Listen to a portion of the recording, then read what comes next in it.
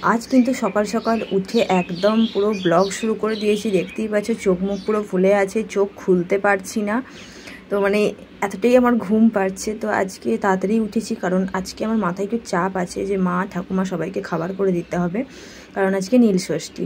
আর প্রণব এখানে নিশ্চিন্তে ঘুম দিচ্ছে কারণ ও তো ছেলে, বউ নয়, সেই জন্য ওর মাথায় চাপটাও নেই। তো চলো আমি এখন গিয়ে নিচে রান্না চাপাই আগে ফার্স্ট। তো এই যে দেখো ফ্রিজে কিন্তু কাল থেকে আমি আনাজ কেটে রেখেছিলাম, একটা হচ্ছে ডালিয়ার জন্য আর একটা হচ্ছে মাছের ঝোল করব সব রকম দিয়ে আমাদের। তো এইটা আমি আগে থেকেই করে রেখেছিলাম কারণ কাজের একটু তাড়া থাকবে, মানে তাড়াতাড়ি কাজটা হবে সেই জন্য। আর এখনও কিন্তু আমার চা খাওয়া হয়নি, প্রণাম উঠলে একবারে চা খাবো। তো এইটা এই ওপরেরটা হচ্ছে মাছের ঝোল আর এই নিচেরটা হচ্ছে অনেকটা আনাজ, এটা দিয়ে ডালিয়ার খিচুড়ি করব। তো মা ঠাকুমা ডালিয়ার খিচুড়ি হয়ে যাবে আর আমাদের মাছের ঝোল করব। আর দেখি কি করা যায়। তো ফার্স্ট আগে ডালিয়া চাপাবো, কারণ ডালিয়াটা তো নিরামিষটা আগে করে নিতে হবে, কারণ এরপর মাছের আমি সব কিছু করবো তখন আঁশ হয়ে যাবে। তো ডালিয়া প্রায় চাপিয়েই দিয়েছি আর এদিকে হচ্ছে ডালিয়ার মশলাটা কষাচ্ছি। এবার দিয়ে সব কিছু দিয়ে নাড়িয়ে ঘাটিয়ে এবার সিটি চাপিয়ে দেবো, ব্যাস 4-5টা সিটি পড়লে নামিয়ে নেব, কমপ্লিট হয়ে যাবে আমার ডালিয়া।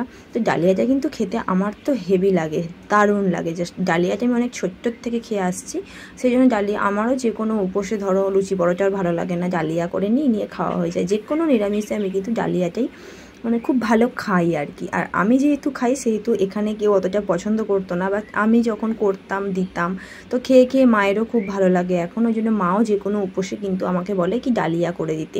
আর এতে কিন্তু ছোট্ট ছোট্ট করে সোয়াবিনকেও কুচি করে আমি দিয়ে দিয়েছি। ডালিয়া বসিয়ে দিয়ে একদম ওপরে চলে এসেছি। প্রণব তো উঠে পড়েছে, উঠে চা সব খাওয়া কমপ্লিট, সে বেরিয়ে গেছে এখন বাইরের দিকে। তো আমার এখন বিছানার অবস্থা এই, তো ও যেহেতু উঠতে দেরি করে সেহেতু আমার একটু এরকমই চলতে থাকে। যেদিন একসাথে উঠে যাই সেদিন তাড়াতাড়ি বিছানাটা গোছানো হয়ে যায়, বাট আজকেও দেরি হয়েছে উঠতে। আজকে উঠেছে 8:30 পৌনে 9টার দিকে। তো এবার আমি বিছানাটা গোছাবো, দিয়ে আবার নিচে যাব, কারণ মা ঠাকুমার খাবারটা তো তৈরি হয়েছে। এবার ওটাই ডালিয়াটাই আমরা আজকে দুপুরে মানে সকালের দিকে টিফিন করে নেব। প্রণব, আমি, বাবা সবাই খেয়ে নেব। আর মা তো মার ঠাকুমা পুজো দিয়ে এসে খাবে। আর আমাদের এবার ভাতের রান্নাটা করতে হবে। দেখি তোমাদের দেখালাম না সব কিছু আনাজ আছে, তো আনাজ দিয়ে মাছের ঝোল করবো, ঢ্যাঁড়স ভাতে দেব আর আমের চাটনি, এটাই আপাতত করার ইচ্ছা আছে, দেখা যাক। এবার আজকে আমার একটু কাজবাজও আছে, তো চলো মানে কি কাজবাজ করি না করি পরে বলছি। এখন আপাতত আমি এই কাজটা করে নিচে যাই।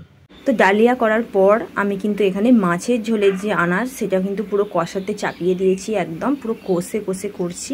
কিন্তু কষা কষা তো করলে হবে না, যে ঝোল ঝোল করতে হবে। আর এই যে মাছ ভাজা, মাছটা কিন্তু আমি আগের দিন থেকেই ভেজে একদম ফ্রিজে রেখে দিয়েছিলাম, তো সেই জন্য আজকে কিন্তু কাজের আমার অনেকটা সুবিধা হয়েছে। আর এই যে দেখো মাছ, এই আমের টক করব সর্ষে বাটা দিয়ে, আর হচ্ছে ঢ্যাঁড়সটা ভাতে দেবো। তো ঢ্যাঁড়স ভাতে খেতে কিন্তু আমার দারুণ লাগে। ঢ্যাঁড়স ভাতে দিয়ে আমি পুরো ভাত কিন্তু খেয়ে নিতে পারবো, আর কোনো তরকারি কিন্তু আমাকে দিতে হবে না। আর এই যে দেখো আমটা কিন্তু আমি একদম প্রেসারে সিদ্ধ করে নিই, কিন্তু আজকে আমি একদম কড়াতেই সিদ্ধ করছি হলুদ না দিয়ে সিদ্ধ করলে কি হয়, তাড়াতাড়ি সিদ্ধ হয়ে যায়। আর এই যে দেখো এখন আমি খেতে বসে পড়েছি ডালিয়া। তো ডালিয়াটা কিন্তু পাঁপড় ভাজা দিয়ে খেতে জাস্ট অসাধারণ লাগে। হ্যাঁ, পাঁপড় ভাজার সঙ্গে কিন্তু আলু ভাজা, কুমড়ো ভাজা দিয়েও খেতে ভালো লাগে, যেহেতু এটা খিচুড়ির মতন। তো আমার কিন্তু সেই লাগছিল খেতে, গরম গরম ডালিয়া তার সাথে পাঁপড় ভাজা, জাস্ট জমে যাচ্ছিল। তো তোমরা কারা কারা উপসে ডালিয়া খাও আর তোমাদের কাদের কাদের ডালিয়া খেতে ভালো লাগে অবশ্যই কিন্তু আমাকে জানিও। তো কাজ মোটামুটি কমপ্লিট, এবার যাব ওপরে।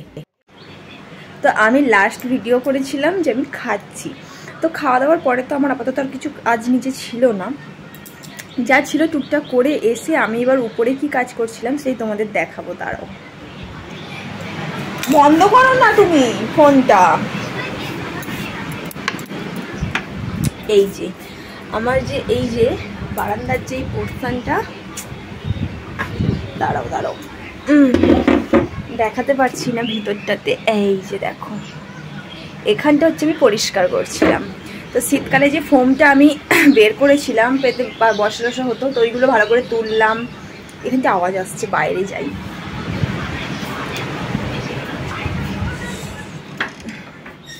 তো ফোমটা যে পেতে বসা হতো, যে ভালো করে মায়ের একটা কাপড়কে ভালো করে জড়িয়ে রাখলাম যাতে ধুলোবালি না পড়ে। তো ওখানটা পুরো একদম মানে ধুলো হয়েছিল, অনেক দিন পরিষ্কার করা হয়ে ওঠেনি। তো সেগুলো ভালো করে পরিষ্কার করেছি। এবার করতে করতে না আমি ভিডিও ধরতেই ভুলে গেছি, জাস্ট ভিডিওই ধরা হয়নি। আর তারপরে স্ট্যান্ড ফ্যানটা একটু বাইরের দিকে ঝেড়ে ঝুড়ে বাইরের দিকে রাখলাম, দরকার পড়তেই পারে, সামনে যা ভয়াবহ গরম আসছে। তো সব কিছু করলাম, সেলাই মেশিনটা একটু বার করলাম, ঝাড়াঝুড়ি করলাম, চাপা দেওয়া ছিল তো ওটা ধুলো পড়েছিল, একটুখানি পরিষ্কার করলাম, কারণ হচ্ছে পয়লা বৈশাখ পরশু। তো পয়লা বৈশাখের জন্য আমি যে নতুন জামাগুলো কিনেছি সেগুলোকে তো মারতে হবে, না মারলে তো আমি পরতে পারবো না, তার জন্য সেলাই মেশিনটাকে বার করেছি। আজ হোক কাল হোক একটু জামাটা মেরে নেব, এইসব করবো বলেই সব কাজগুলো করেছি। করে চান টান করেছি, যখন চান করলাম তখন বাজে 1:30।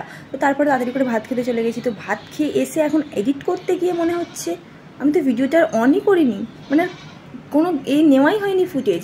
তো সেই জন্য আবার এলাম তোমাদের কাছে। তো চলো এখন ভিডিওটা আপাতত এডিট করে ছাড়ি, তোমরা বলবে কেমন হয়েছে। তো চলো আজকের মতো এখানেই টাটা। আর প্রণব তো এখন ঘরে শুয়ে শুয়ে ফোন ঘাঁটছে।